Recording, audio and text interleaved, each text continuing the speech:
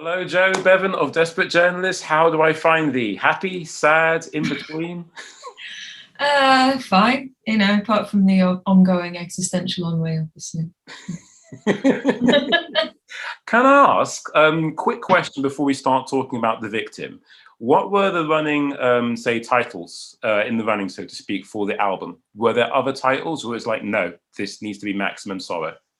The way that we write is everything pretty much gets whittled down to the album as a whole before we start recording. So what happens is Rob will do loads of instrumental, either full demos or like sketches of things, and then will sort of send us all them, or I mean, as this time around it was sending it to us all because obviously we couldn't rehearse in 2020, but or he'd play them at rehearsal, and we'd sort of say yes or no, or try and figure out what we could do with them.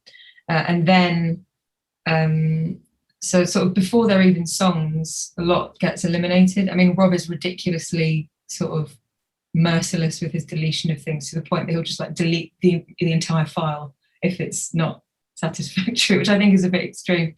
But yeah, he has. There are a couple of songs that he just decided were just no's right from the off. So yeah, I mean, once we got to the stage of even sort of, for me, writing lyrics, which is usually the last thing to be finalized, we already had what we thought the album was going to be.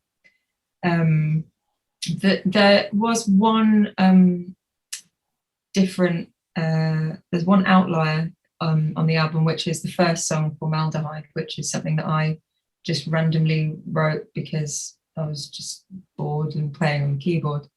So that came about after the fact, but and then it just seemed like a really good opener for the sort of tone of the record. But generally everything was just, it's quite a boring answer, I'm afraid. So everything was plan and plan and plan and plan. So yeah, there weren't really any other, no sort of what would have been sort of in the 80s and 90s B-sides. It was just, this is the thing now. Okay. So there are no other names that were like in the running for the title of the album? Oh, the title of the album. Yeah, no, that was a great aside. And you did mention my favorite song off the entire record, which I could go on about. But yeah, I thought, yes, this is the future of Desperate Journalist. Then you went, actually, no, we're going to do some other stuff. I mean, tonally, it's kind of like the rest, but there is definitely, because it's so pared down. Yeah, but enough of what I thought of that. Are there other titles for the album that you think, yes, if only we'd gone with Fourth Time Lucky, eh? Or something, I don't know. I'm trying to think. I think we had, I mean, it's always the most arduous bit, choosing the title. So we did have some other options that I came up with. And I think most of them were actually from lyrics.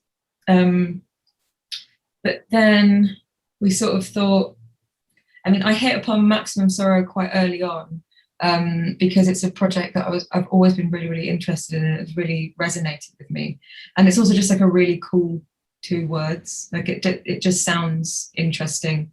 And so I sent I made like a short list of album titles and sent them to the band. But with the Maximum Sorrow on, because I was so keen on it, I sent this like 3-paragraph long thing explaining what it was all about and stuff. And I think it was Simon was just like, you obviously like that one the best.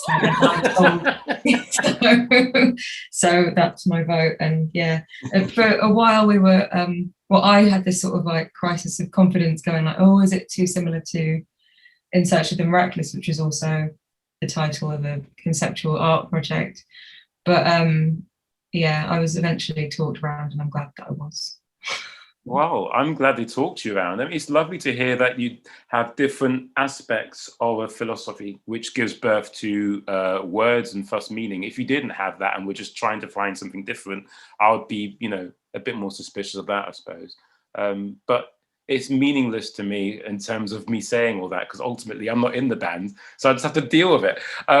Another thing we must deal with is the choice of song that you've given next to talk about, which is The Victim. I have a question, of course.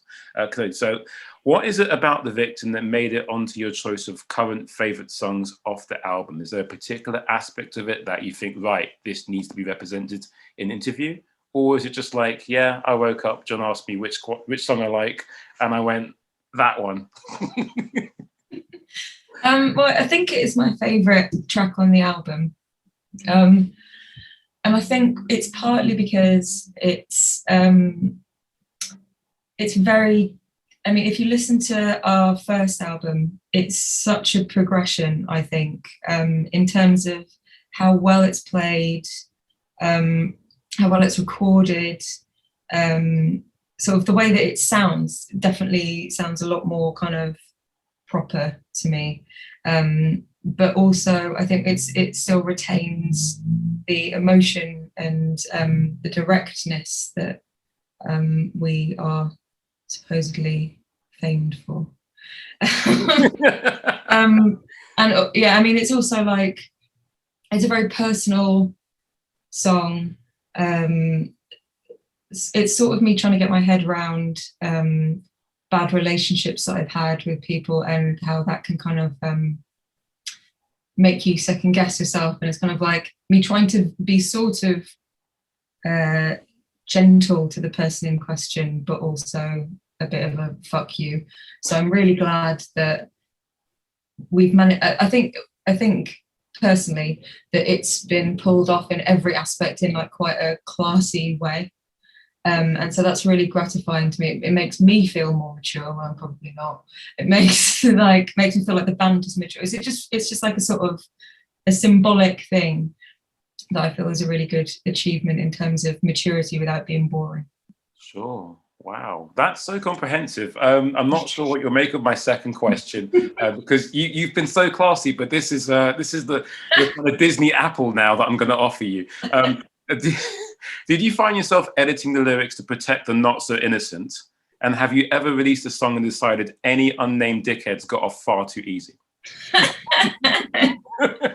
I would never write a song just like saying someone's name or anything. I think that would be a bit much for me personally. I mean, other people have done that in a really like powerful way. Definitely, I don't think it's a bad thing at all. But yeah, I mean, I don't think I've ever felt like I've let anyone off too easily. I sometimes feel like I've been a little bit too harsh. Wow. But that's only in brief moments of which never ever happened to me. So they extinguish hope now? It's like, oh wait, no, maybe. I mean, I always have this thing of, if I've written a song kind of slightly slagging someone off, or just like expelling lots of anger that I have at people, I always feel like